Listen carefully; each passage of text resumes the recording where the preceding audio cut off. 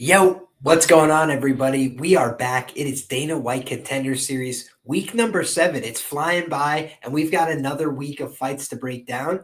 And would I say that it's the highest quality week of Contender Series? Maybe I wouldn't go that far, but I would say it's interesting. It should be some fun, violent scraps. And we've been doing it consistently with my brother from another, Gordo Gambles, for several years now, and we'll do it again live. My brother, how are you today?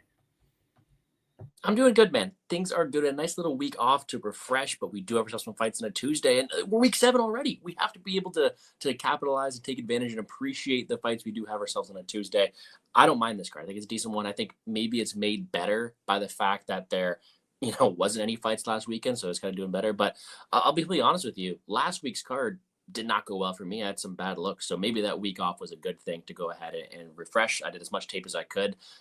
Saw some fights in some shopping malls, saw some low-level competition, but excited to see what we have to do here and if we align on these spots here. So should be a good week. Looking forward to it and happy to break it down as always.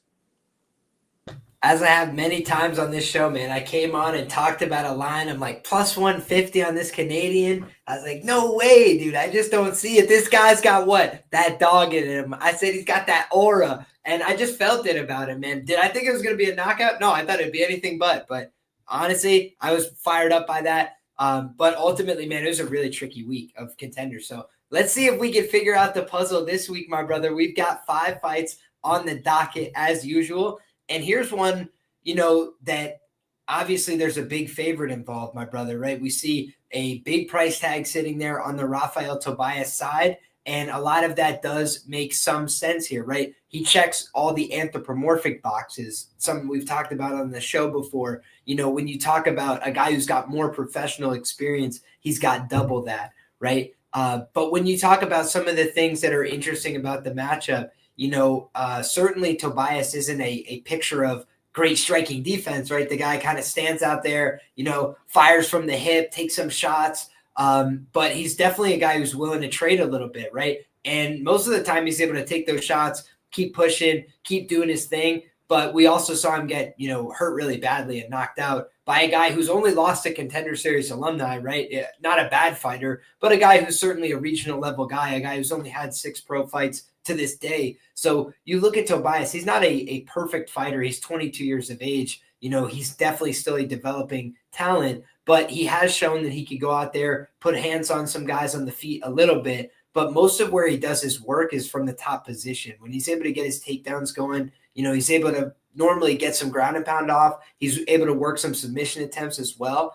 And that could be a difference maker. When I look at Jair de Oliveira, it's not often that I find myself watching a guy's career on his Instagram page, but that was a lot of where I found, some tape for this guy. I did find a couple fights on YouTube. Shout out to our guy Tristan in the chat, frequent member of the sharpest chat in the game. And the guy has, provided a link as well on X. I'll hit the retweet on that as soon as we get off the air, just so people have access to that if you want to see it. It was kind of an awkward stoppage. That was what I said in reaction to that fight. It was like, you see him go out there and he's kind of landing some shots from the top position. Didn't look to me like the guy quit. Kind of looked like he was protesting the stoppage, but ultimately they called it there. I wasn't there, right? I don't speak Portuguese either, so maybe I just missed what the guy was saying, but it seemed to me like a very strange stoppage watching just from the visuals that I was seeing. But when you look at Oliveira, I would call him deceptively athletic. Sometimes you look at a guy and you're like, this guy doesn't really have a traditional athletic build, right? And I talk about it's not trying to be rude to anybody. It's just trying to call a spade when we're in an athletic competition where weight classes matter. Your body composition matters to me. Like if you're carrying a lot of fat tissue, that's not super productive for fighting, right? So I have to see like, okay, do you have a lot of other skills? And for Oliveira, he looks way different in some of his older photographs, right? Like he just looks a lot bigger. I would describe that as fat and happy, off-season wrestling, things like this, right? And that's all good when you're on the regional scene. But he realizes, I'm coming to the Contender Series, got a real opportunity in front of me. He's still going to be undersized, right? At 5'9", just not a very big guy for these weight classes. But he is a guy that you see with 6-pack abs, and not the kind that look like roid abs either. The kind that look like you've chiseled away and chipped away at that layer in front, and now you've got that hard work abdomen. That is what it had looked like to me for Jair de Oliveira. And the guy is like a Muay Thai coach, right? So, if you just look at what he's doing in his day job, like, he's holding mitts for, cardio kickboxers. Again, with all love and respect, right? Like, they're out there doing their thing, but that's kind of what it looks like to me. So he hasn't had many professional fights. He's got one win via submission. That was a Americana on the mat. Kind of overwhelmed the guy physically. I like his ground and pound on the ground. Like, I kind of like the way he postures up, looks for some big shots, but he's doing it against who, I do have some questions about how that translates. And for me, the biggest unknowns are, how does this guy react to taking a big punch? He's basically just walking down guys with impunity, having his way in these fights, finding his way. He's a southpaw. He likes to lead out with that jab and with the lead hook as well. So, he has a couple of interesting tools. He can kick to all levels as well, which you don't normally see with one of these bigger guys. But my real hesitation with a guy like this is, what if he gets taken to his back and just looks awful, right? Like, I couldn't find any evidence that the guy's training in the gi or something. Like, he's got some background in Brazilian jiu-jitsu. I didn't see that, right? So I think he had a few pictures at like a Chowterra, whatever it is. I don't know how to pronounce it, but a couple pictures at a gym like that. But I just don't really know what his grappling is going to look like if he gets put in the bottom. And I do think Tobias, the one thing that I kind of expect from the guy is that he normally goes out there and pushes takedowns. Like, whether he needs them or not, he kind of just starts forcing takedowns. It feels like he's more comfortable doing that. And I think that if he does that, we'll really get some questions answered about Oliveira.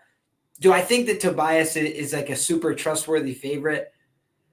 I don't know about that. I just think there's a lot of unknowns on Oliveira, but I think there's more that we know about Tobias that suggests he could, have some success in a UFC level setting, right? And certainly at some point in his career. He's 22 years of age. Whereas Oliveira, I think, he's a guy that's going to struggle to find his way. I think maybe in the middleweight class, he would have more success, right? But again, we're talking about a guy who's 5'9". He's going to be undersized in virtually every matchup in the 205-pound division. There's many guys in this weight class that are 6'4", big fellows, and also guys that are quite long as well. So I think that could be a struggle.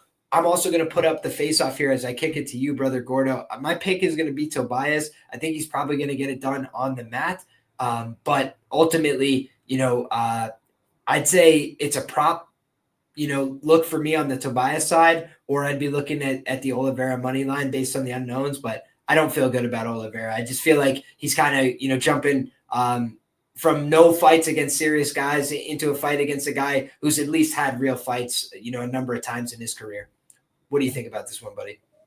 Well, I hear some sirens going off in the background. They must know we're talking about a pretty interesting fight. Let's put it that way here. They're like, oh no, sound the alarms. You have someone in Oliveira who, could be in the UFC soon. Oh no, we can't have that. So no, I do think this is a lower level matchup. I watched Tobias first, and he has some decent physical attributes. He's able to go out there, have a well-rounded game. I do think he is someone who utilized that physicality pretty well, but he does have his flaws. He's young. He's 22. I do think he keeps his head up high a lot of the time. He prioritizes that offense, and I still really haven't seen him tested too much. He has been hurt, and I do think that chin being up in the air definitely could be an issue going forward there as well.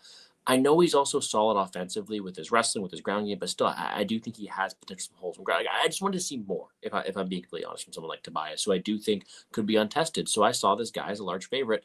How does his opponent look?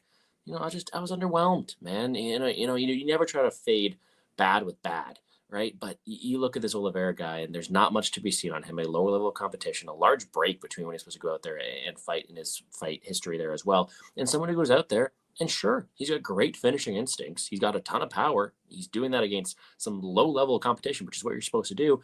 But there's even more questions about him. How does he fare from bottom position? How does he fare being a smaller guy? How does he go when the fight gets extended here as well? There's too many questions to be answered there as well. We've even mentioned that size difference. I honestly expect it to be even a larger size difference. When we do compare 6'1" to 5'9". I do think that, yes, Oliveira is a lot smaller, but it's not Torres, Finney, Cam Rouston type difference there as well. So to me, what I came down to was, I do think Rafael Tobias is a great offensive fighter. I have my questions about his defensive liabilities. Whereas you look at a guy like Gerald Oliveira, his whole skill set revolves around that big power punch. He's got solid power. That's about it, in my opinion. So I do think this is a fight Tobias should win. He should have the ability to go out there and not only potentially even utilize his cardio that may be better there as well, but utilize the ground game. Take advantage of him there. Be aggressive. Look for the finish. Whereas if Gerald Oliveira, you're looking to take his head off. And if Tobias is going to keep his head high, if he's going to be reckless in these exchanges, if he's not going to shoot the wrestling, you're giving him more of a path than he really deserves. Because these are two guys who I do think, no, there's the alarms again. I'm giving Gerald Oliveira too much credibility maybe. But these are two guys who I don't think are necessarily going to be ready for the UFC at this time, if I'm being completely honest. And although Tobias has that physicality and the well-rounded skill set that he may need to beat someone like Gerald Oliveira, I still think he's green. So I would not be surprised if Oliveira does find that knockout shot coming right back at him.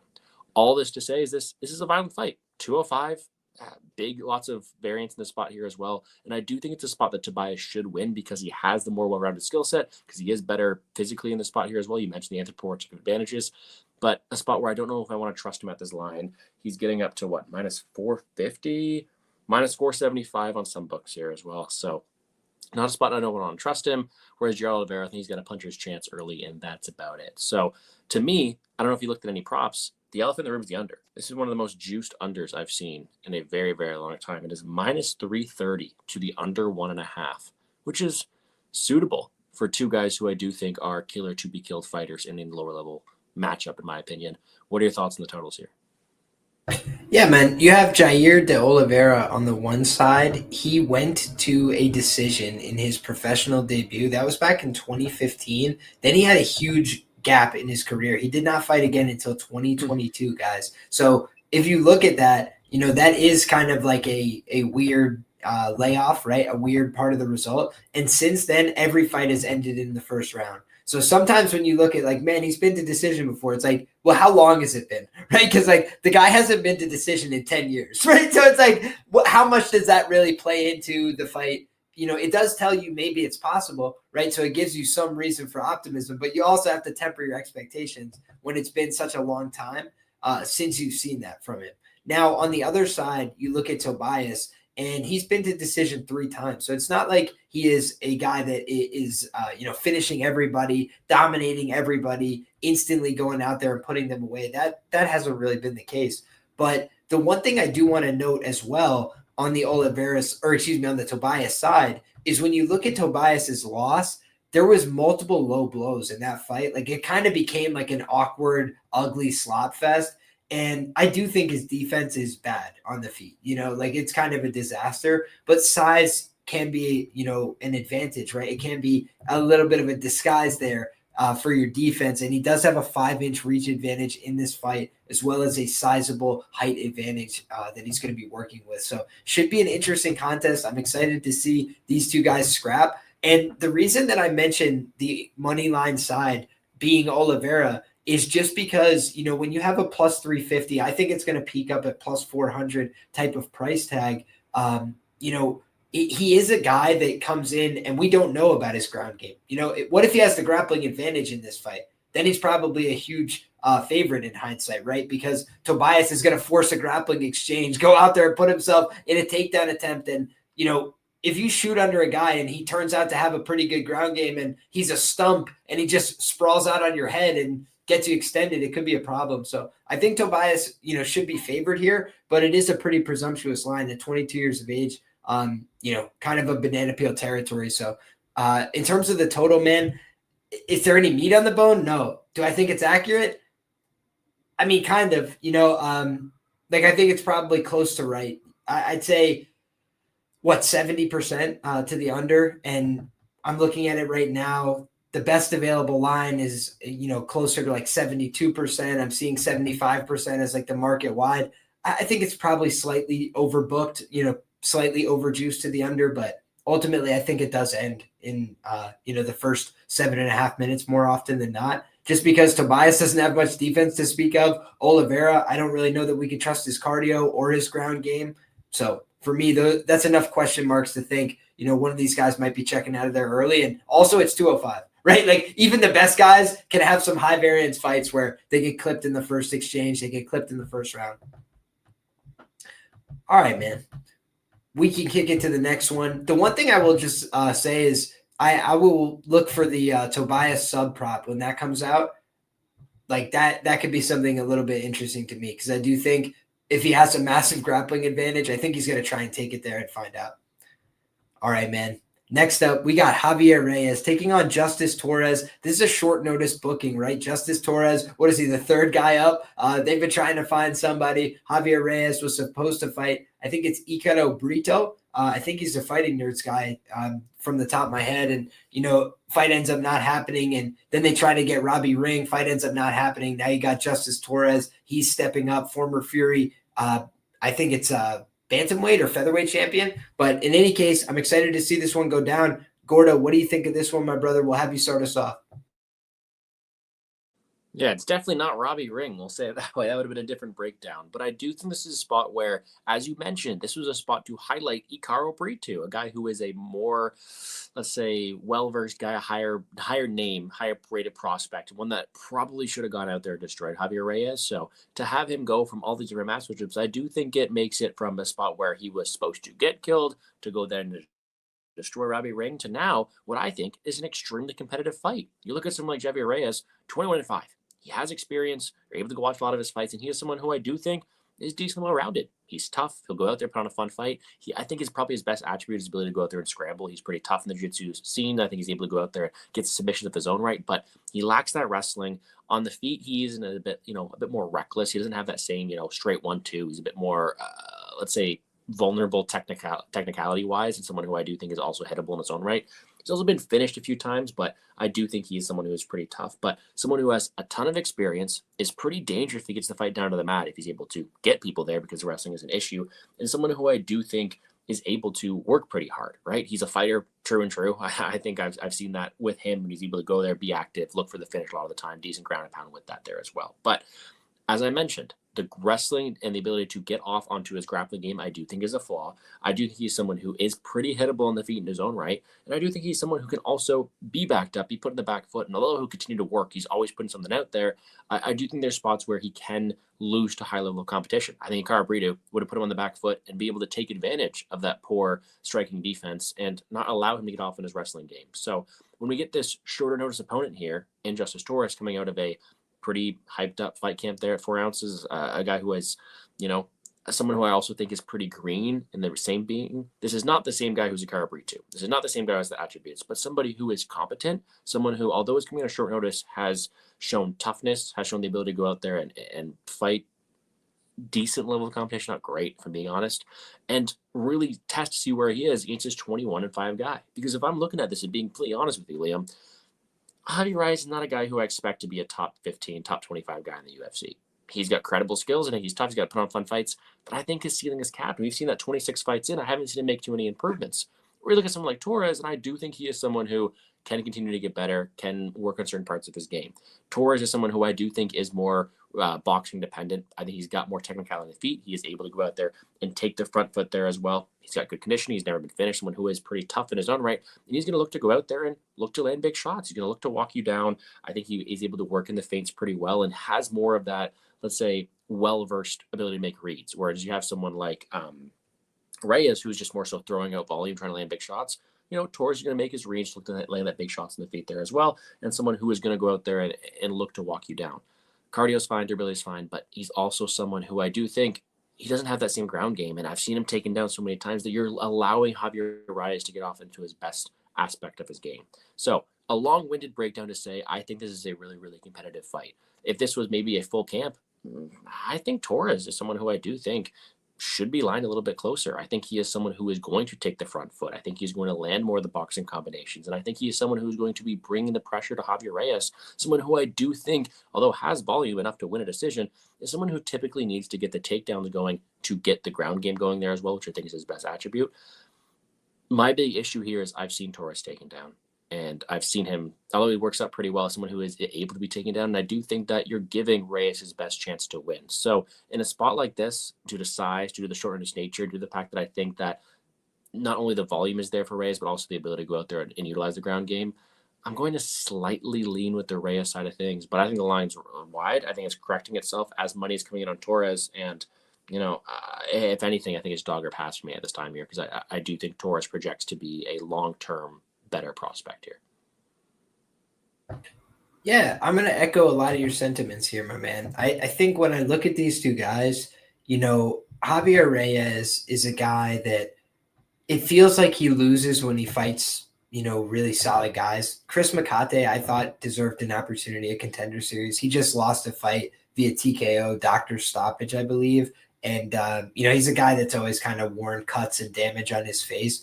But, what I expected to see when I saw that loss on his record was that he got out wrestled. I was like, Makate is a very good wrestler, and that kind of seemed like a justifiable loss to me. Then I watched it back, and dude, Makate kind of boxed his ears off. That was the thing that really surprised me. Like, Makate's not that big.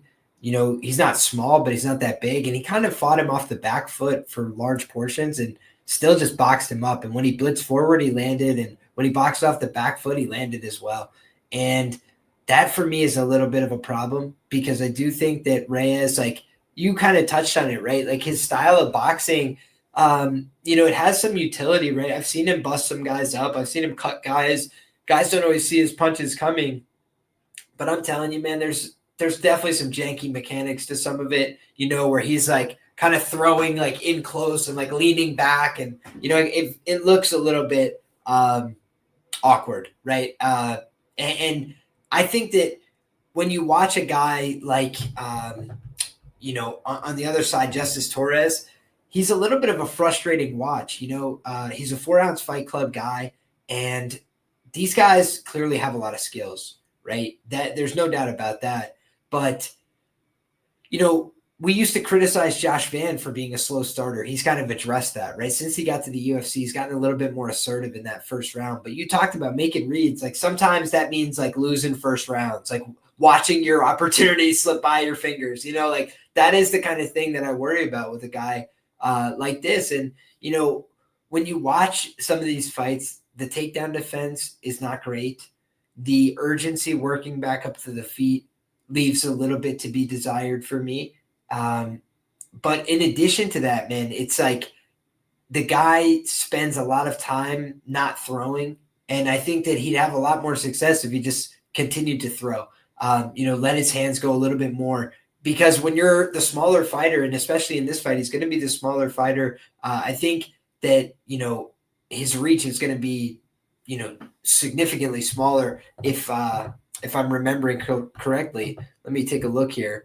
On Tapology, it lists him as having a 4-inch shorter reach. It says that he's a taller fighter, and then we look at this picture on the press junket, and obviously not the taller fighter. So you can't always believe what you read on the Tapology, and I try and look at UFC stats as a reference point. It's not been updated yet, so hopefully we'll get updated measurables for these guys before the fight. But certainly Reyes looks like the bigger guy in this fight, and I think that he should be slightly favored, but I kind of think that, I've seen him hurt, right? This guy doesn't really get hurt. You can kind of beat up on Justice and he'll keep trying to push. He'll keep trying to win the fight. But, the one time he really reacted badly is I think his nose got busted up.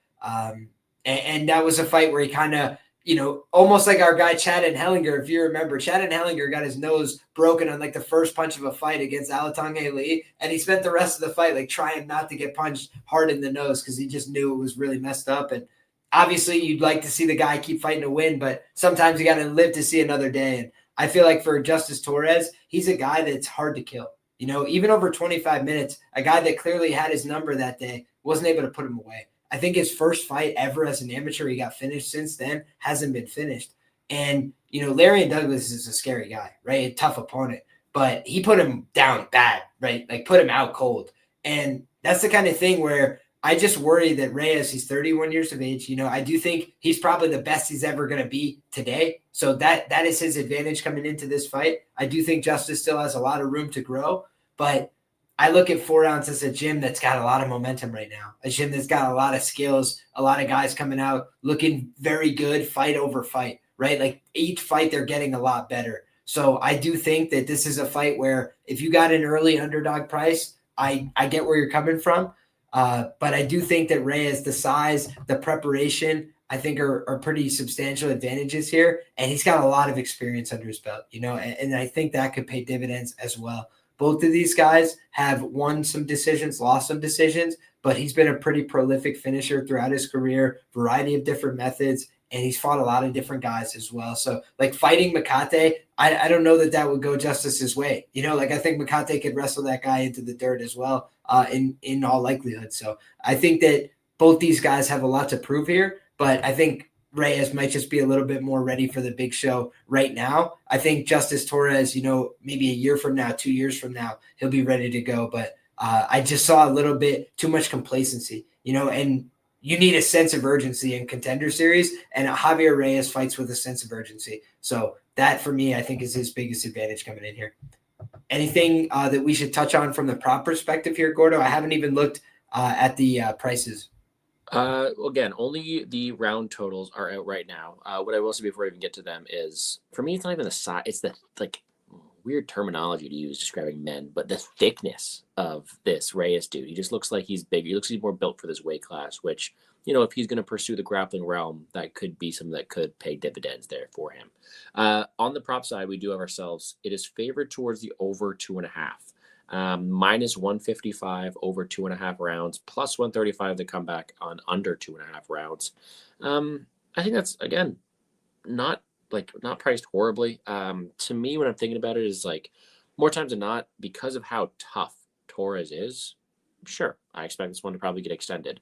But you look into it, if we're going to have a grappling path to victory for someone like Reyes, who I do think is better in that realm, there's some ways for this under to cash. And I do think that the more likely finisher is going to be Torres with his pressure if he lets his hands go. So there could be some viability to it either side. Not a spot I'll be looking to target too much, but maybe if we get a generous line on either the Torres KO or the Reyes submission, I may bite. Yeah, and Graves did get some pretty dominant positions in that fight. He wasn't able to capitalize, but maybe a guy who's a little bit more aggressive, a little bit more assertive in those positions, like Reyes, could make a difference there. All right, man. That brings us to our next fight on the card. And, I watched as much as I could for Jaisla Chavez. I'm trying my best there. Probably butchered it, right? On the other side, Sofia La Bruja Montenegro. A little bit easier to say. Also, a little bit easier to find extended footage, right? When I looked at the Chavez side, a lot of what I was finding was like stand-up fights and fights wearing elbow pads and a bunch of weirdness. But, at least I was able to get some perspective there and watch her fight. I think Montenegro really, really bad defensively on the feet. Certainly earlier on in her career, watching her get knocked out is concerning. Watching her get hurt in some of these other fights that have gone the distance, it's concerning when you look at a women's flyweight fight. That's definitely a scary look, but I think that she's tough. I think that she has good takedowns. I think that when you look at what Montenegro brings to the table, a willingness to improve. I watched her striking fight that she had. I don't know if you watched that in Budo Cento, I think it was. She did just like a striking only fight. And she beat that girl up on the feet. She was landing some good shots. And again, the defense wasn't perfect there, but she looked a lot more composed offensively, and she was finding her strikes. She was finding her range, and just looked a lot more comfortable on the feet. So I think that if she can show comfort on the feet, she does this double leg frequently, where she double legs and then goes to that outside leg trip. I think Rose Namajunas used to do that, if my memory serves, and it can be very effective, especially if you have the flexibility. I'm not really doing that, right? Like, I'm not really going to stick my leg out there unless I have an upper body kind of clinch. So I grab the upper body, then trip the lower body. She is able to go to this double leg and then put the leg beyond the two legs of her opponent and sweep them through with that trip. And she gets to the top position quite frequently with that takedown. So I think that, I looked into Chavez's Instagram and I found that she's a blue belt in Brazilian Jiu-Jitsu, which is fine, right? Except that we're talking about the UFC, right? That's where she's trying to get to, is the UFC. And in the UFC's women's flyweight division, a blue belt in Brazilian Jiu-Jitsu and pretty decent stand-up and, some good underlying athleticism may not be enough. Like, you kind of need to have a game and put it together and blend your skills. So if I'm being frank with you, I'm going to pull up the photos from the weigh-ins, and I will talk about the fact that I think Chavez just does look to me like a little bit more athletic on the body composition, just slightly more athletic to me in terms of her build and how she's, like put herself together for this 125-pound weight class. But on the other side, I think the experience of Sophia has been a little bit more relevant. I think it's been against better fighters. I think she's tested herself a little bit more. And I think that I could not find any, details about her ground game, but I saw a lot of her drilling on the ground. I saw a lot of her competing in grappling based situations. And that feels to me like a girl who's kind of put in a little bit more time in those positions. She looks like a girl in her fights, like she's comfortable going there. Whereas this other girl, I'm seeing a lot of footage of her in stand-up only fights and stand-up only rules. And that for me just feels like maybe the ground game could be a liability for her when she steps up in competition for the first time here. So I think that, Chavez, I could see her coming back to Contender Series in a year or two with a purple belt and some better skills and using that athleticism to her advantage. But I do think this might just be a little bit too much too soon when you go from fighting nobody, when you go from fighting people that just don't have any ability to provide pushback or resistance. Montenegro lost to a not very good fighter. That not very good fighter would probably qualify as the best girl that Chavez would have ever fought, right? And so Montenegro has gone out there and tried to challenge herself and get that experience under her belt. And so when the lights are shining the brightest, I think that's going to be to her advantage. And, looking at these two, when they faced off, I think they both kind of face off well. Like I think they match up well in terms of their dimensions. I think Chavez a little bit more muscular, but I think Montenegro probably just a little bit more technical, a little bit more savvy. And I think that I agree with her being favored. It's a WMMA fight at a very low level. How big a degree of certainty do you want to have? What's your confidence interval? I think that's where we could have some debates, but I just think Montenegro has put a little bit more on the film that I can see right now. What do you think about this one, Gordo?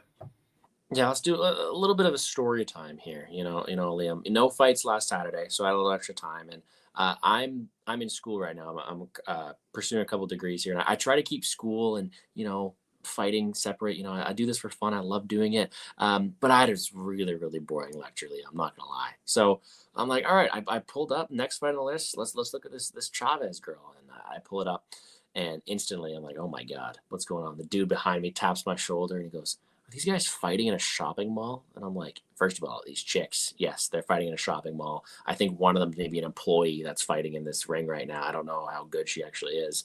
And it's like, what is going on? So I don't know if I'll ever be watching fights in class again, but I definitely, people are questioning me what I'm doing watching low-level Brazilian MMA, WMMA out of anything on like a 7:30 a.m. lecture on a Thursday. So that's maybe not a good idea. But regardless, you look at those two matchups, and I do think you have ourselves a lot of questions to be answered. You look at like someone like Chavez. I didn't find much tape on her, to be honest, Liam. She's fighting in a shopping mall. I found a couple of stand-up fights as you as well, but she looks like someone who is fighting cancer. The level of opposition is horrible. I don't think she's fought anybody with a win yet. She's fighting these people who she should go out there and beat, and she's putting the back foot, and I guess she's hitting them pretty hard, but more looping shots. She's not really caring about what's coming her way because she knows she's better than them, in my opinion. That's what I got from the couple fights, is she is being defensively reckless because she knows she has someone she can beat in front of her. You then look at someone like Montenegro, and I do think we've seen more from her. First couple fights, she's being shot out of a cannon. She's being aggressive to the point where she was literally shot out of a cannon, knocked out. I don't know if you've seen the knockout loss for her, but like knocked out bad in like 8-10 seconds. I don't know what it was, but like floored. And that was a spot where she went out there, tap gloves, cool, bam, bam, bam, like fighting, hands down here. I don't think her hands went back to her chin once. Hands down here, swinging. Opponent sits down on it, clips her, and she's like, oh my God, hits her again, and she's out. So it's like, okay, since then, she's been able to refine it a little bit. Then she's fought behind her jab a little bit more. She's been more technically sound on the feet. I like that. Her last fight, she was walking her opponent down, solid leg kicks, ability to work the body there as well. I think she's someone who has shown more technicality with it, someone who is a bit more, at least I've seen improvements from her, putting in the work, looking to prioritize, beating someone in 15 minutes rather than just going out there looking to take their head off. I like seeing that. ground game tape is a little limited, but we've seen a couple of those wins on a record. I do think she could go down there. I do think she's training decently to round out her game there. So to me, we have a lot of unknowns. I still don't really know how Montenegro faces pressure and adversity because I've seen her knocked out, which is a 10-second knockout in WMMA 125 is just like, that's a red flag, if you ask me. So there's definitely issues to be answered there. Whereas the level of competition, fighting in food courts, like against people who don't have a single win, is also a red flag there for Chavez. So there's questions to be answered on both sides. To me, what it came down to was I haven't seen Chavez as a minute winner. I've seen her crush cans, and she's going out there. She's doing so with looping shots and something that I do think is, she's not really being tested. So at this point in time, I have to favor Montenegro, someone who I have seen go out there, have process to her game, someone who I do think is to land the straighter shot, someone who I do think will be on the front foot, and who I've seen face someone with, at least a win on their record. So a lot of questions to be answered. I don't know how much I want to be involved financially because of it, but a spot that I do think could be pretty entertaining for it. We had someone ask about the totals in the chat here as well. It is currently -130 to the over 1.5, over 2.5, and plus 125 to the under 2.5. Almost identical line to the last fight we have here. Again, I can see this going both ways. On one side of things, we have a fighter who have never fought adversity, someone who has fought only people with zeros on their record, someone who, could go out there not like the way she's hit or be taken down and be struggling for bottom position. And the other side of things, you have someone who's been knocked out in 8 or 10 seconds in a WMMA fight in the regional scene. So there are red flags on both sides. In a matchup like this, my pick was actually Montenegro to win by decision, being on the front foot, winning optics.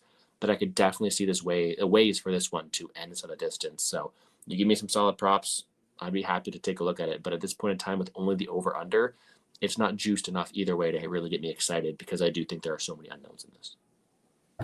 Yeah, I have to say, the one thing about Montenegro that doesn't get me fired up about a total here is I have seen her get takedown, pass to the mount, take the back, and not finish multiple times in the same fight. Like, I've literally seen her do that multiple rounds in a row, not finish the fight. So she's not a prolific finisher. Certainly somebody that's still putting it together in terms of her well-rounded approach, but I like to see that you can get takedowns. I like to see that you can pass the guard. I like to see that you can get to the back, right? So those are all promising things. You get a little bit better with your mechanics. You start finishing from there. But I do think that that's the one thing that makes me lean towards Montenegro by decision is I think she can get to takedowns. I think she could probably get to the top position. We don't know how her opponent will respond to that adversity. So that could be a question mark, right?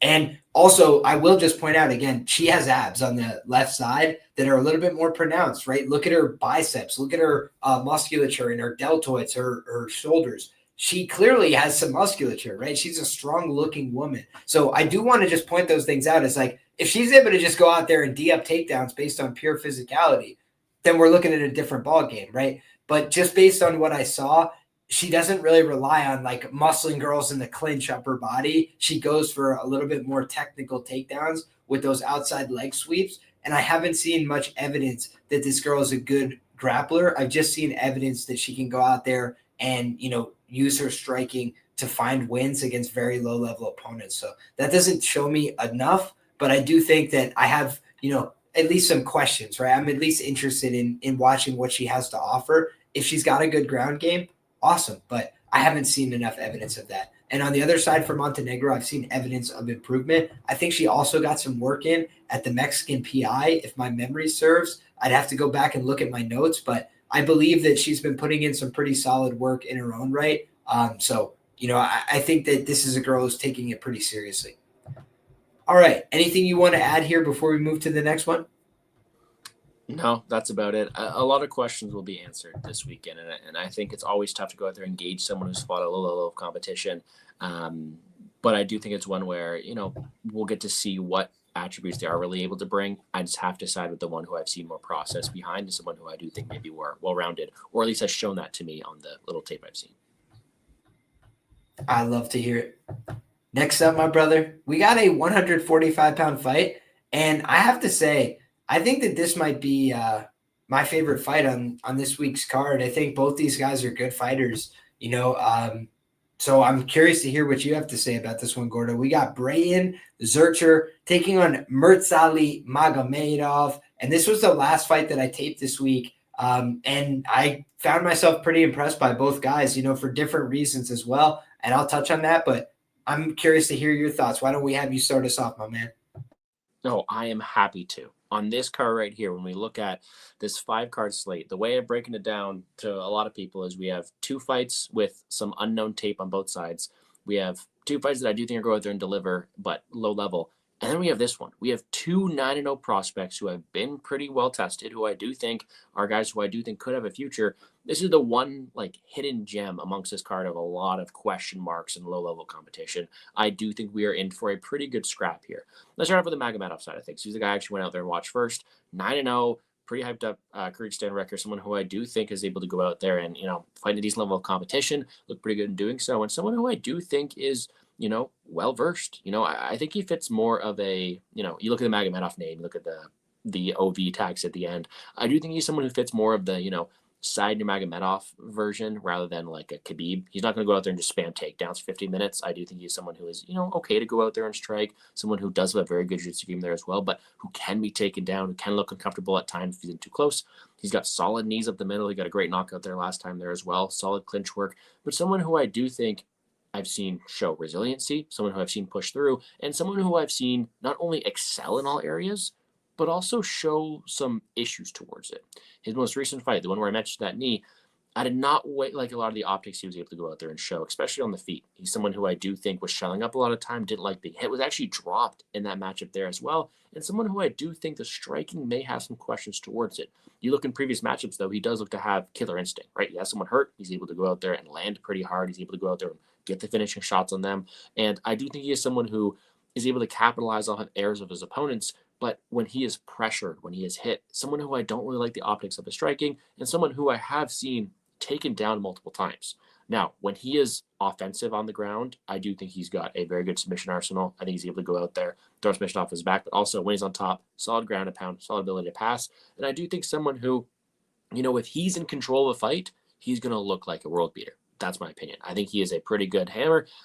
I still have questions about him being the nail because, yes, he's shown resiliency, but when he's being pressured, when he's being put in the back foot, when he's being hit, I have my questions about him.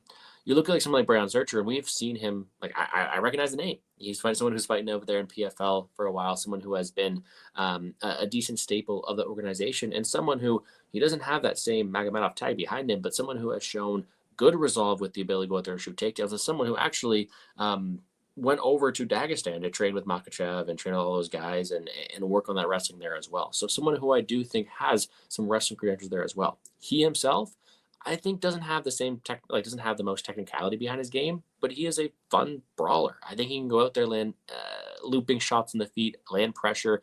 I think someone who is willing to go forward, but someone who also wants to mix in the takedowns. Solid top control, solid ability to pass the guard, always looking to land damage. So fighting at a pretty solid pace there as well. And someone who I do think will look to break opponents with his well-rounded abilities. I think he's someone who, although the wrestling is probably the first thing he wants to go to, in a matchup like this, he should have the ability to go out there and strike, pressure, and look to make Magomedov uncomfortable. So this fight to me is a very interesting one. Again, if Magomedov wants to go out there, threaten Zurcher with submissions, maybe even look to land a nasty knee in the clinch, I think maybe Magomedov has more technicality when he's in the driver's seat.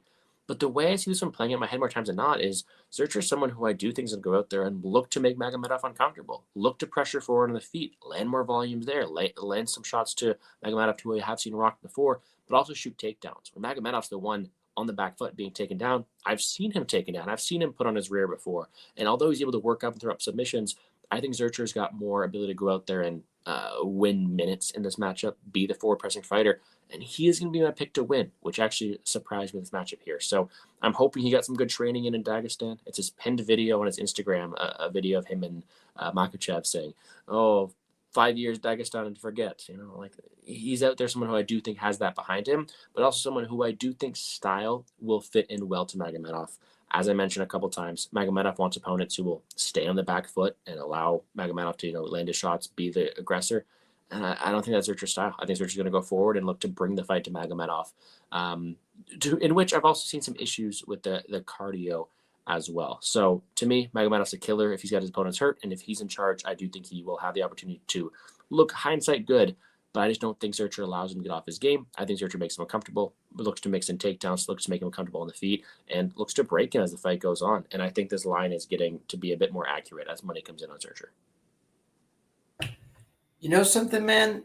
I think that this is a fight between two dogs. And so if you got dog money on either side, I feel like you probably did your job. You know, like when I just look at these two guys, like Zurcher clearly wants to win, you know, even in the fights that are difficult. I look back at his record and I want to make sure that I get it right. I've been watching a bunch of his PFL action. You know, David Evans hit him pretty hard, and he was able to deal with those shots and break David Evans, honestly, like just kind of wore that guy down. Scotty Stockman, you know, took him to a 29-28 unanimous decision across the board there. He was getting his licks on Stockman all night, landing big shots. Stockman was able to get him to the ground. You know, he was able to land some big shots of his own, blitz in with some shots. I've seen Zurcher get touched up a little bit. You know, if you look back, he has lost as an amateur.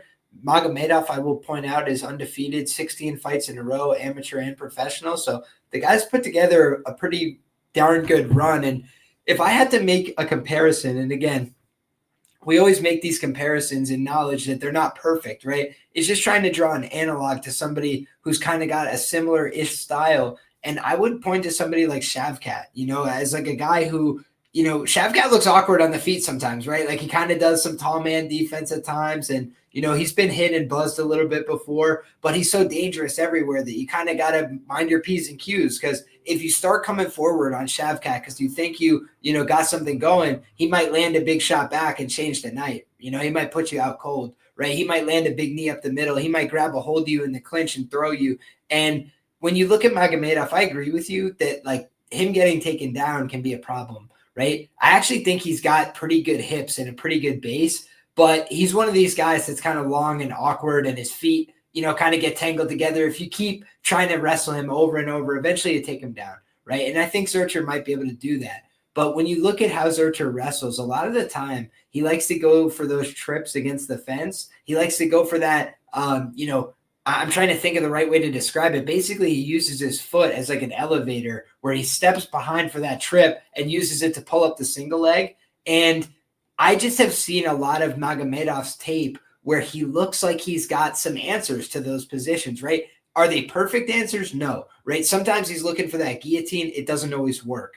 But I do think that's a guillotine that gets respect. I do think he's got a pretty good idea of how to finish people fundamentally with his submissions, because when you look, he's set up a number of very good submissions. Some of them have worked, some of them haven't, but I like a lot of the ideas and a lot of the entries. Like he doesn't waste a lot of energy going for submissions that aren't there, right? And I do think a lot of guys in MMA, that's their problem from the ground. It's like they're just looking for, you know, any arm bar they can grab and kind of wasting energy, throwing up their hips for nothing. And Magomedov kind of picks his spots, and when he sees opportunities, he goes. And I've seen him close the show a number of times, and even against guys that look like they had some pretty, you know, clear grappling core competencies, right? Are they world beaters? No, but I think the guy was 7-2 at the time. He's 9-3 now. You know, he's put some wins together, right? He's not a bad fighter. And that guy went out there and, you know, they traded some big shots on the feet. They traded some good positions on the ground. At one point, it looked like Magomedov was going to get submitted with a rear naked choke. He was locked in, a rear naked choke, and the guy just showed patience and poise. Keep fighting out of the position. As soon as he can, turns back in, gets to a better spot, right? Soon after, he gets back up to his feet. He's always looking to do little damaging shots when he can in between in these positions. And, you know, he makes guys pay when he gets back on top in the grappling, right? Like a few guys have taken him down, but he does a pretty good job of turning back in and getting back on top. And, you know, I like a lot of what I've seen from him in the top position. In the bottom position, you know, I don't love that he can get a little bit flat at times, you know, kind of laying on his back. But then when I look at how he's able to use his long man frame, he's able to use that butterfly guard. He's able to throw up those triangles. And the way he finished that triangle showed a lot of skill, you know, like instead of going for, you know, a triangle where he's like straight up and down with the guy, right? Parallel, trying to finish from out in front. He's creating an angle. He's anchoring himself to his opponent's arm so his opponent couldn't create space. I saw some sophistication there. So when I look at Zurcher, I feel like he's fought, a fairly low level of competition in the PFL. I don't want to discount these guys, right? Like a David Evans isn't bad. Scotty Stockman's not bad. Mike Bardsley, not bad. But none of these guys are really blowing my hair back, if I'm being fair, right? Murtazali Magomedov, when I look at his record, there's a few guys that I did think were pretty, tough opponents. Claudicio Brito, Sardor Kudarbidiev. Even if you go back and look, the Elnar Ibrahimov fight, those guys all gave him a run, right? Like, I think that they kind of showed their class by going out there and really testing this guy. He's 26 years of age, right? He's still a young man. And he did show that he's got some skills as far as I'm concerned, and I do think that a guy that can respond well to being hit on the feet, a guy that can come back and get knockouts when he's been hurt, right? A guy that can defend a submission and get a submission. These are the kind of traits of a guy that is going to fight like a dog for your money, right? And so when, again, we're talking about a minus 165, a minus 200 or whatever he is at open, yeah, I agree with you. Terrible bet, right? But now I do think that the tables might have turned a little bit here because I don't think that Magomedov's a pushover. I think Zurcher is a good fighter, right? Like, I think that the early love on him is warranted because when you look at how he fights, man, he's technical. He's got a very good calf kick. He's a guy that kind of works behind his punches. He's a guy that likes to go out there and impose his will and his skill set on guys. He's a violent guy. He's looking to get assertive out there. I like a lot of his game, but I just think that, he's going to meet some resistance in this fight, right? I've seen Magomedov show a little bit of that balance on his one foot in the single leg, looking for these short chokes, looking for the ninja choke, doing things that make it a little bit uncomfortable to hang your head in the clinch and look for these takedowns and kind of get a little bit complacent there. I just don't know that he's going to leave him so many opportunities to do that, right? I think he's going to make him try and fight like a dog in all positions. So I wouldn't be surprised if either guy clipped the other here. Like, I think both guys fight with nasty intentions. I think both guys are going to go out there looking to earn a contract with a big win. But if this fight comes down to, maybe who's got the better submission grappling skills, I would not be surprised if Magomedov had the better skills there, just based on what I saw. I think both guys are pretty solid on the mat. But I do think that Zurcher, in terms of some of the decisions I saw him make in the cage, I did see him get put in some sketchy positions. And, I think Magomedov is constantly looking for that submission. When you look at him on the feet, on the ground, he's looking to submit people. Top position, bottom position, he's looking to submit people. So that's certainly a way that I would be looking to, to potentially look at his side, right? In this fight is, I think he's going to be hunting for the sub at all times, whether he gets it or not, it's going to be a harder proposition. I don't think Zurcher is going to give you anything easy, but I think Magomedov, like, if there's one thing I saw from that guy on tape, from all positions, he's looking to submit somebody. I want to just answer the chat here. Liam, do you think Zurcher can control Mago the way Sardor did? That's an interesting question, right? Like, I think he can have moments of success, but I wouldn't be surprised if both of them got moments of success, right? I've seen Zurcher get his back taken. He's a disciplined guy. I've seen Magomedov get his back taken, right? And he had to really fight hands and be stingy and keep his neck tucked and all those things. So I think both guys have been in those compromised situations before, and I wouldn't be surprised to see some reversals, some, scrambles here. I think both guys are really going to fight hard for it. And when you've got two guys that are both skilled, in my opinion, both want it, Zurcher, I think, might be a touch more athletic, but I think Magomedov might be a little bit craftier, right? And just a little bit more aggressive with his submission. So it's fun, man. It's a good scrap. Zurcher, a lot of times, is looking for like the no hooks rear naked choke and like grab a hold of somebody from behind, keep them working. And I think Magomedov just has a little bit more tact to how he's attacking on the ground. And when he goes for those subs, he makes them count. Anything to add here, Gordo? No, I think you covered most of it. Totals is favored towards the over. It's actually at 1.5 right now, which I probably would agree with it going over, with it being juiced that way too. So I'm siding with the favorite here in this matchup, but as you mentioned, I think that dog money either side could be a valid high level matchup and a lot higher level than the ones we talked about already.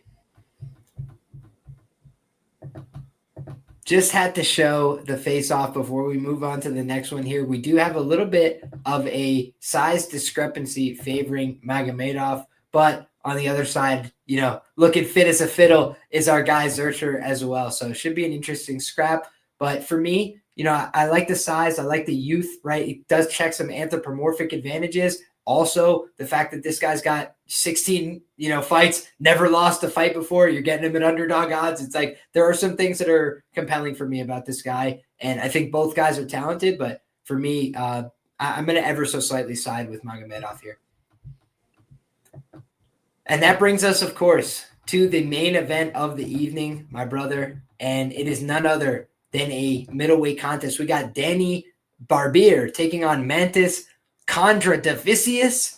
Whoo! We got through it, man. That's not an easy one to read. Goodness gracious, we're trying our best, right? And, this is from the same gym as Julija Stoliarenko, right? So our guy is looking to be another Lithuanian breaking through into the UFC. Barbir on the other side, looking to get in his way, looking to stop him from doing so. And when I watch Barbir fight, what stands out to me is a guy who's willing to take risks on the feet. Like I've definitely seen this guy walk into the fire before, and I've seen him get cracked a little bit for his troubles. I've seen him get off balanced a little bit as well, but he's a guy that hits with bad intentions. I think his best work has been done from the top position as well. When he's able to get onto the top position, I like to see that from him. What I will say is I believe one time he was in the mount and got swept. Not a great look there, right? Like certainly something to improve on, but came out in the second round after that and got the finish shortly thereafter. Didn't look like he was totally incompetent off his back. But again, you don't want to see guys in the upper weight classes on their back very often, or it could lead to big consequences. You don't want to have all that heavy weight on top of you. So on the other side, Montes is a guy, when I was watching the footage, I want to go back and look at the name of his opponent that he lost to. Because it was a pretty tough loss that he took there. It was Virgil Aguin, and Virgil is a good fighter. If you look back, I believe the guy was at the time 4-0. He's now 8-0 as a professional, and that fits the bill with the other losses that he had. He lost to Simeon Powell as an amateur back in 2019. Simeon Powell is now 11-2 as a professional fighter. So, the guy's just had some tough sledding in terms of his losses, right? I think that he's probably fought a slightly tougher schedule than Barbir overall. But you look at some of the guys he's beating, not the greatest athletes, right? As recently as 2022, he's fighting an 0-6 opponent. Doesn't really show the signs of, man, I'm getting out there and testing myself against the best. I will note that Barbir is a guy that does come from American top team Zagreb, and they have had some solid fighters come out of that gym before. I believe, and I don't want to speak out of turn, I'm going to pull it up right now to see if he's still listed out of there. But was not Rakic once listed out of there? I know that Ivan Ursan is currently listed out of there as well, another UFC fighter with a fight on the calendar. I could be mistaken, but I feel like I remember that, so I'll have to look into it. But in any case, I've heard the name before, right? Like American Top Team is a name that always rings out, but even in Zagreb, I feel like they've done a pretty good job. So, honest fight here between two big men. I'm going to pull up the face-off here as well. How do you feel about this one, Gordo? I'll kick it over to you, and we'll pull up the odds. Yeah, no, I do think this is a fun one. I do think it's one that is built for main event violence. I know it's something that we always like to talk about, there being big finishes. What do we have? 16 seconds last week? Oh, my God. Or 2 weekends ago. But, yeah, two big guys going at it. Two guys who I do think are going to go out there and look to throw down. Both guys are aggressive with the way they fight. Both guys want to take each other's heads off, and I do think it makes for a pretty fun matchup. If you look at someone like Barbir, has been relatively inactive with his style, but someone who is a very physical dude and someone who is probably more well-rounded of the two. He is very, very aggressive when he has opponents on his back foot. I do think he's got, some very good power in his hands there as well, but I have seen him get the takedowns. I have seen him have success from top position there as well, and someone who I think could probably win a multitude of ways. He likes to be in the front foot, and I do think that he throws with fight-ending intention. The one issue I have with him is he typically does leave his head on the center line, and he is someone who's definitely there to be hit. He's begging to be countered a lot of the time there as well, and he's been able to survive. I'm wondering if this comes back to haunt him in this matchup here. Mantos is someone who I do think is probably the more refined striker of the two, and in a 15-minute kickboxing exchange will probably favor him with his experience he has there as well. But he's also someone who I do think has flaws. He's going to go forward and take your head off early, right? because of that, how is his cardio hold up? How is he able to do it down the stretch?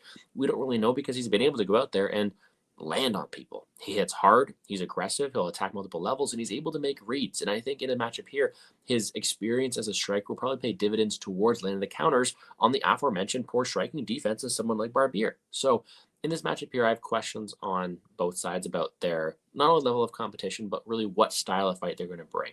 Right? If Barbir is going to go out there and shoot takedowns, although Montes has shown solid takedown defense so far, he's still someone who can be beaten the ground. And I think if Barbir ends up on top position, that could end up to have some success there.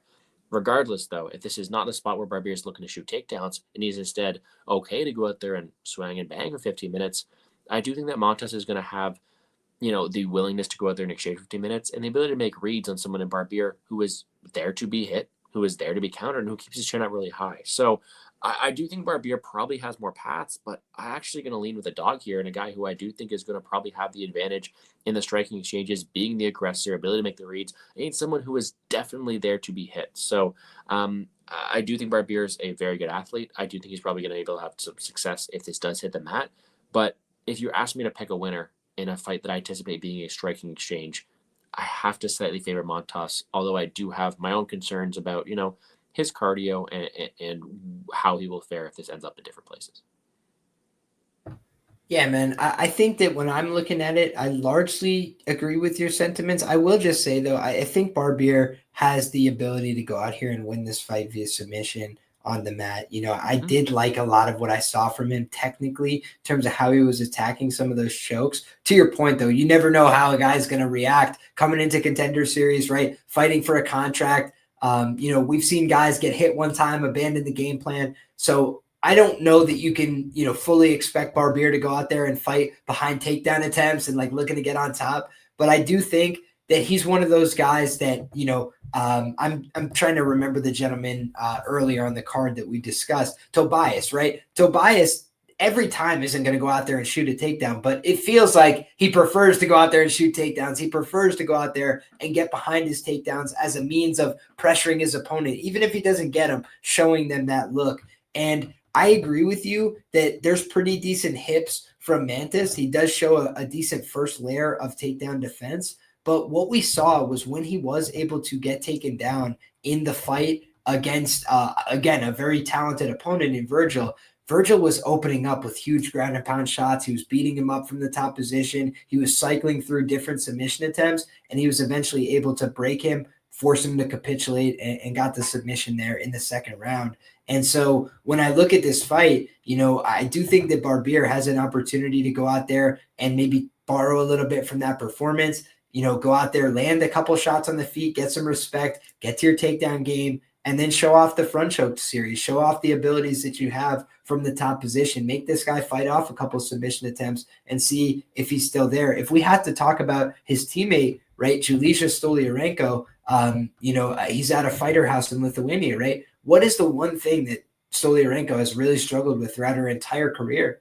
Cardio, right? So again, you don't want to make it like, guilt by association, your teammate had bad cardio. The guy was finished in the second round in a fight where he did look like he got very tired after 7.5 minutes of grappling. So you look at it and it's like, understandable loss, but we have to start monitoring that moving forward, right? And the guy has lost before, and so I look at a guy like Barbir and I say to myself, I see a little bit more big favorite upside for him, just because I would be surprised if Mantis went out there and got easy takedowns and dominated from the top position. That would be surprising to me. Not impossible, but it would surprise me. And I think on the other side, if Barbir goes out there, gets to his takedowns, dominates the fight from the top position, that would be slightly less surprising to me. So for me, that's why I think he is the deserved favorite in this matchup.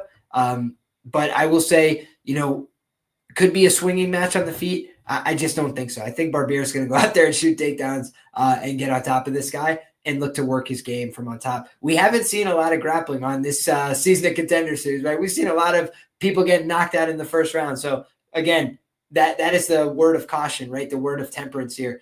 But I think that if I was in his shoes, I wouldn't want to go swing with this dude who looks, pretty big and imposing on the feet. You talked about it with the Reyes matchup. This is another guy with them wings on his back, man. Them big oblique muscles. Looks like a big, strong, heavy-hitting dude. I would want to put that guy flat on his back, make him tired, and make him quit. So that for me, I think is going to be the best path to victory for Barbir in this one.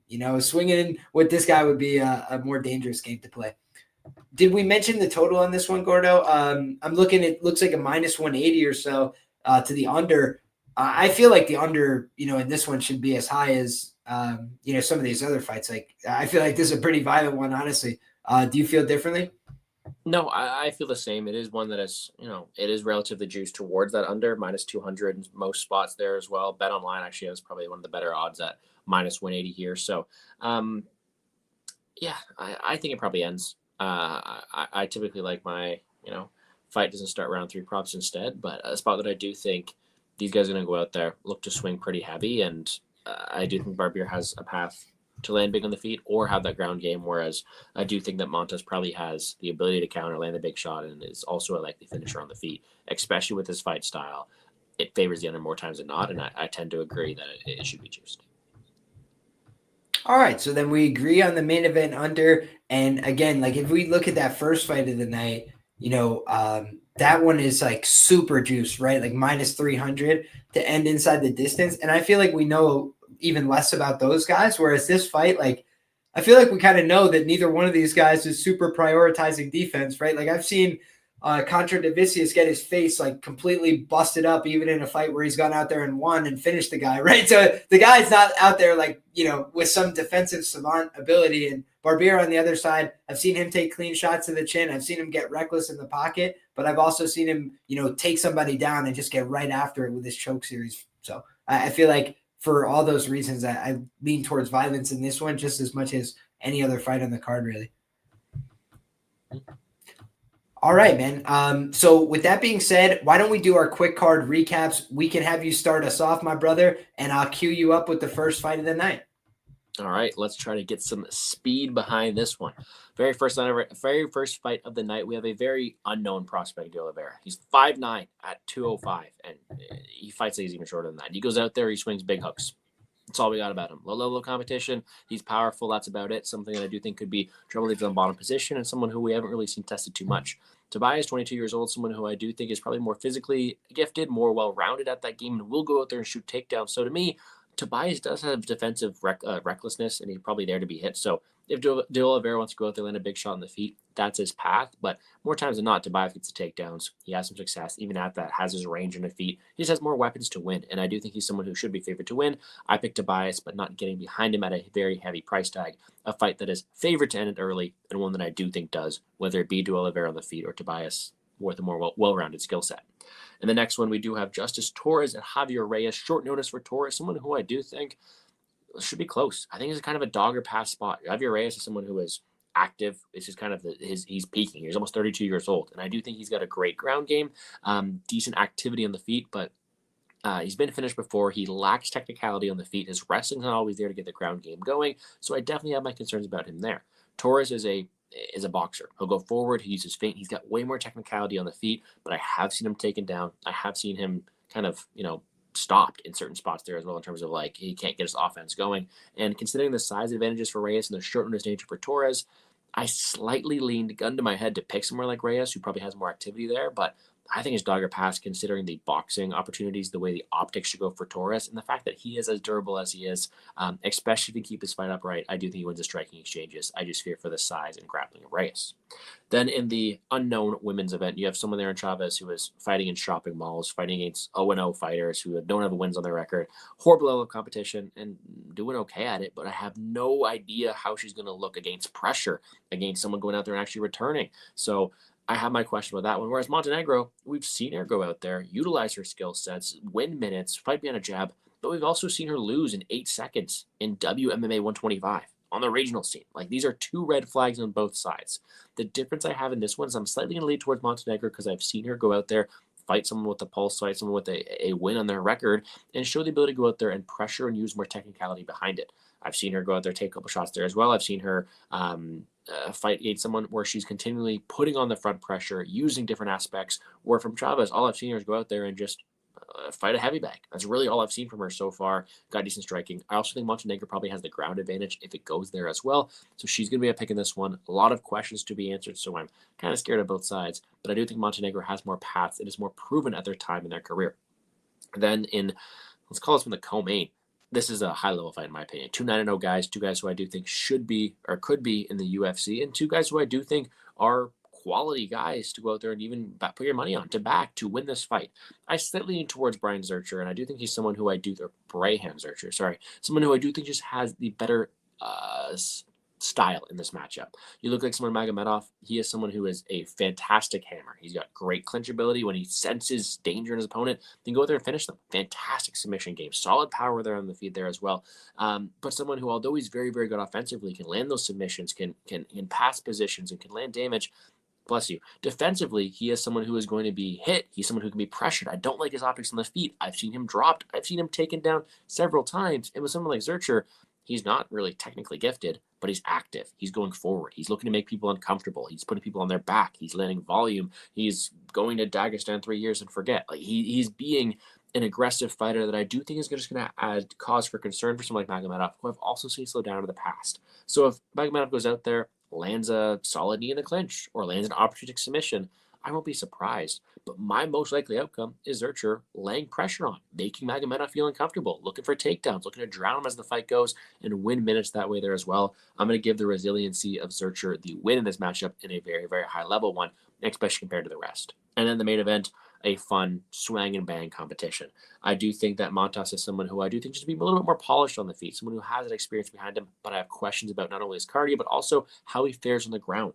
Barbir is someone who I do think has the ability to win on the ground, someone who I do think if he takes it there can definitely have success, but if not, he's begging to be hit in the feet. He's begging to be countered. He keeps his chin high, and although he hits really, really hard, he is there to be hit. So, again, if this fight ends up on the mat, Barbir should be favored. But in my eyes, I see it more so playing out as I wouldn't say extended because I do think it finishes, but more so as a kickboxing affair in which I favor the aggression of Montas, him landing the big shots, him working different levels, but also making the reads to counter a very, very, let's say, exposed and vulnerable chin of someone like Barbir. Look at that picture. He's sticking his head out at him. Like he's poking his chin at him right there, begging him to hit it. And I do think that could be there for him this weekend on Tuesday. So if I had to pick, it would be Montas to go out there and find that counter knockout shot in what should be a very fun fight for as long as it lasts. As I mentioned, Barbir could have a ground advantage, but I don't know if it definitely gets there. So fun main event, should be violent. I did pick the dog in that one, though. I absolutely love it. The quick pick breakdown. Guys, get more from Gordo each and every week on the Plays and Fades YouTube channel. Make sure that you show him some love down in the description box below. Easy way to go find it and show love and support. We truly appreciate it over here at the program. Thank you guys so much. Now, with that being said, quick card breakdown. Let's get it in real quick. First of all the anthropomorphic advantages in the first fight go to Tobias. So that is going to be my pick. I think he also has the ability to take this fight to the ground. He's got the long-range tools. He's simply had more experience as a professional, even though he's done it in a short period of time. Jair de Oliveira, sneaky athletic, could go out there and maybe surprise people. He's got the ability to kick to all levels, despite the fact he's only 5'9", but he's undersized for the weight class. He's a guy that had to cut a lot of weight to make 205. It's the biggest fight of his life and career. He's only had 5 fights in the last, since 2022. None of them have made it out of the first round. I can't trust this guy until I see more from him. On the other side, Tobias has put it on the line against better opposition. He's came away with better results. I feel like you just have to pick him to get this one done. If you're betting on a money line, could be a different scenario because the unknowns are real in this matchup. But for me, Tobias has to be the pick. Next up, we've got Javier Reyes and Justice Torres.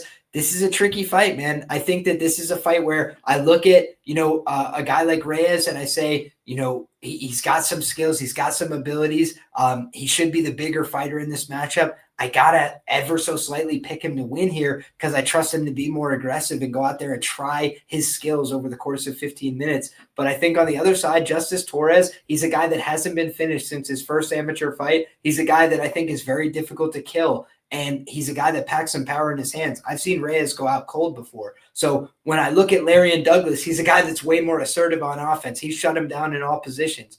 I don't know that Torres has shown us that yet. But at 27 years of age, coming out of a gym, like 4-ounce MMA, where these guys continuously put out a great product and show that they get better fight camp over fight camp. I feel like Torres is the kind of guy you want to fade at your own peril, right? So I'm going to pick Reyes to win that fight. That's a super low confidence one. It's his third matchup in as many, attempts from the UFC. He was supposed to fight somebody completely different. So now let's see what he's able to produce. But I'm going to pick Reyes because he needs to get it done. He's 31 years of age. This is his only opportunity in all likelihood. Justice Torres, see you next year, kid. You'll be back. When you look at the next one up, we've got Sofia Montenegro and Gisela Chavez, and I have to pick Montenegro in this one. I think that, again, when you talk about the upside for Chavez, she looks more athletic, right? I'll pull up this face-off photo again real quick. She looks like she's got a little bit more of that musculature that I talk about, a little bit more of that body composition that I'm looking for. But I just have to be honest, I haven't seen enough of the skills. Right. I feel like I'm seeing her fight very low level opposition. I feel like she's not blowing me away at all times in that tape, in that footage. I feel like her opponent in this fight, Sofia Montenegro, has fought better girls. She's tested herself more. She's went out there in striking only situations to really put herself to the test and answered with flying colors on that occasion. And I just feel like she's ready to go out there, pursue takedowns, mix up the fight in different phases, and show this girl, maybe levels to the game, right? I think on the other side, again, Chavez is a girl that I could see coming back here. I do think that Chavez has that kind of physical dynamism that you're looking for in a women's prospect. But when you take no fights against real opposition and then come take your first real fight and it's under the bright lights and it's in front of Dana White, it feels like it's going to be a harder sell for me. And I like some of her clinch work. I like some of the knees to the body and stuff. But when you're going to go out there and try and do that against a girl who's going to look to take you down, look to trip you, look to barrel you over and get on top, and has shown an ability to pass the guard, get to the top position, take the back, this girl's a blue belt in Brazilian Jiu-Jitsu. Doesn't look like she's been one for that long. So for those reasons, I'm a little bit worried that her ground game is just not going to be up to snuff at the UFC level. And if that's the case, I'm going to have to go out here and side with Sofia Montenegro. I think she probably gets it done via decision, but I also am curious about what the ground game looks like for her opponent here, who I do think is still putting that part of her game together. Next up, guys, we've got Zurcher taking on Magomedov. I think that this is the best fight on the card. I think that these two guys are both really talented. I really respect both guys. I got a lot of positive things to say about both their games. But for me, it's looking at the plus money side. And again, when that was Zurcher early in the week, I totally respect it. I think that Magomedov on the comeback is also a good fighter here. I don't think he's a punk. I think that he looks like the bigger guy coming in here. We're going to pull up their face-off as well, just so you guys can get some perspective. He's got that big back. He's got them big obliques. He looks like he's ready to come out here and scrap. And he's a guy that I've seen get put in bad positions, respond to that positively, get back to good positions. I think both these guys could be dangerous. I will say, this guy is a Cobrinha BJJ black belt. So, he's definitely legit on the other side. Make no mistake about it. Zurcher knows his way around the mat. But I just think Magomedov's body type is very tricky, guys. If you've ever grappled with somebody that's long and lanky and they can go to that butterfly guard and they can be tricky with the triangles, it can be really difficult to deal with. And I think that that's a lot of what you see from Magomedov's opponents. They don't want to deal with him on the feet because he's throwing those knees up the middle. He's getting awkward there. When they take him to the ground, even if they establish a dominant position, they end up losing it. They end up in bad spots, and he ends up in dominant positions. And it's the kind of thing that can be very frustrating. And I feel like when I look at Zurcher, he's had his way in a lot of these fights. He's done a great job, but I've seen him get blitzed. I've seen him get touched. I've seen him get hit. I've seen him be in vulnerable grappling positions in his own right. And I see this other guy who's 16 fights up and 16 wins in a row.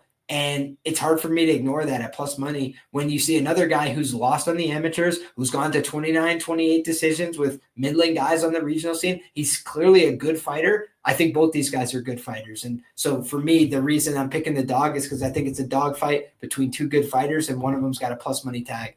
And that brings us, of course, guys, to the main event. And it's Danny Barbir taking on Mantis Kondratavicius.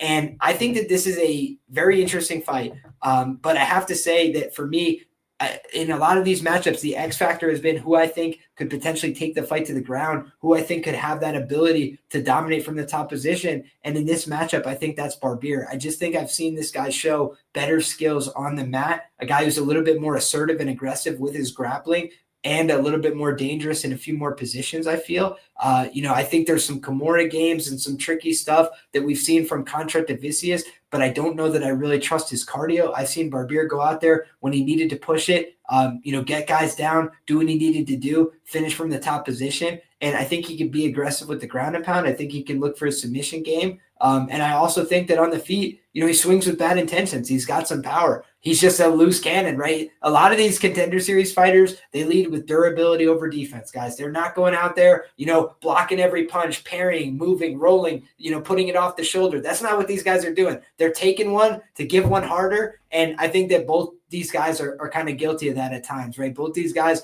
willing to wear some damage to get their hand raised at the end of the night. I just think Barbir, a little bit more technically sound in terms of the wrestling, to be able to go out there and change the position of the fight if he needs to and get on top of this guy. So that's why I'm picking Barbir to win the fight. But I think that one's a very competitive main event. And, again, when you're looking at the under, it's just slightly more chalked than the favorite here. I kind of feel like somebody's probably getting served in this one more often than not. I think that I don't know that I could trust either one of these guys' cardio. If the fight is fought at a really high pace in round one and they're both getting wild and crazy out there, fighting, with fight-ending intentions from the opening bell, that's the kind of thing that gasses you out. So I just feel like both these guys could come out here and spend everything in 6 minutes and have nothing left to give. So that's the kind of fight where I like to look at it under, and that's something I would consider here for the main event. And that's all we got for today, guys. That's week 7 on the Contender Series. I wonder if this is the real Radley De Silva. If so, shout out, my man. And we talked about your ability to go out there and wrestle. So shout out to you if that's the real Radley. Big blessings. He says, who do you have in the Reyes fight? And we did go ahead and pick Reyes. I believe you did as well, Gordo. But we just had a little bit of tempered enthusiasm knowing that he's had a bunch of opponent changes. And Justice Torres, 4-ounce fight club kid, he's no punk. Yeah, I was dog or pass on that one, really. I did end up picking Reyes due to the shortness nature, due to the size of him. But I do think that Torres is definitely someone with brighter upside. He's young, or younger in this case here. I do think he can go out there and excel. But shout out Radley Silva. Shout out Canada going out there. A couple winners on Dana White Contender Series. Love to see that. Pick Radley in that matchup. Didn't get behind the last Canadian, but he won. And I was very happy about that there too. So I know we got one coming up next week. I think we got Louis Jourdain. So great time. Should be good. Hey, I love to see it. And, another familial connection as well in the UFC. So that's absolutely good stuff. Guys, we've done it. We've got 7 weeks in the can. We've got more great stuff coming up. So I know my guy Gordo has been doing his stuff. I believe it's with Establish the Run as well. So you can find Gordo with Establish the Run. You can find it over on the Plays and Fades YouTube channel. And my guy, anything else you got to say? The floor is yours, my brother. That's about it. Enjoy doing these shows as always. Liam, we have 3 left. 3 left on the 2025 Contender Series. So let's go out there and enjoy them. Look forward to doing the same thing again next week. You can check out my work on Twitter at GamblesGordo, on YouTube, Plays and Fades Sports, and I sure check out Establish the Run for my premium DraftKings content. 15 fights in Perth this weekend as well, so more work to be done. I'm looking forward to it. Good luck this weekend. Oh, we're gluttons for punishment, my brother, but I will say I'm excited for it. Had that little week off to refresh, recharge, and now we've got great action coming up again. So let's dig in. Let's figure it all out. Knock on wood, we'll get the right answers for tomorrow's test, and then on Saturday, back to do it all again. Thank you to everybody. Sharpest chat in the game. Still rocking with us live at 12:57 a.m. local time. Appreciate each and every one of you guys. God bless. Good luck. Come back next time. We're having all the same fun again. Thanks, everybody. Take care.